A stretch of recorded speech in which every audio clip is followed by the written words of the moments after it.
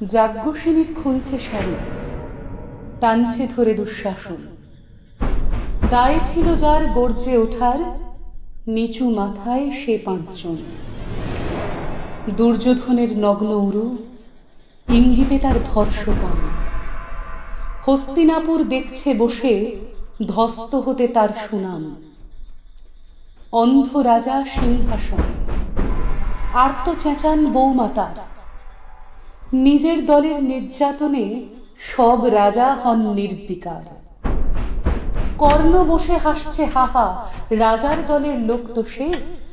শর্তবিহীন সমর্থনেই তাবৎ আরাম সুখ বসে। ভীষ্ম দ্রোণ কৃপ নীরব, সরকারি লোক হাজার হোক। রাজার কথাই তোমার কথা, তুমি যখন রাজার লোক। ফল শকুনি দেখছে সবই, বস্তুত সে ধ্বংস চায়। ঘরের মাটি লাল হয়ে যায় দেশ বিভাগের যন্ত্রণায়। সুশীল সভায় ঘটছে যখন রাজ অপরাধ জঘন্য, ঠিক তখনই তার বিরোধে চেঁচিয়ে ওঠেন বিকর্ণ। বিকর্ণ নন কেউ কেটা লোক, 100 ভাইয়ের একজনা। তেমন করে এর আগে কেউ তার কথাটাই জানত না। যতুগৃহে কারেন্নিরা, অন্তত তা নেই লেখা। ভীমকে যখন বিষ খাওয়ালো, তখনও তার নেই দেখা।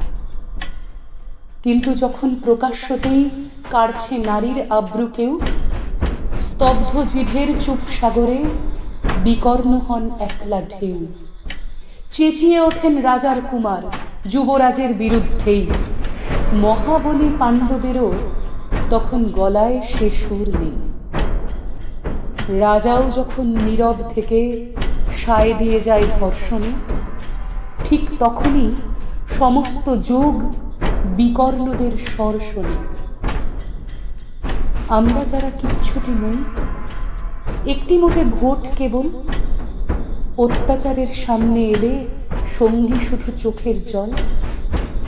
পোষ্যভাবে যাবনা চেবাই, অন্ধ এবং নিকর্ণ। প্রার্থনা থাক আমরা যেন একবার এই বিকর্ণ।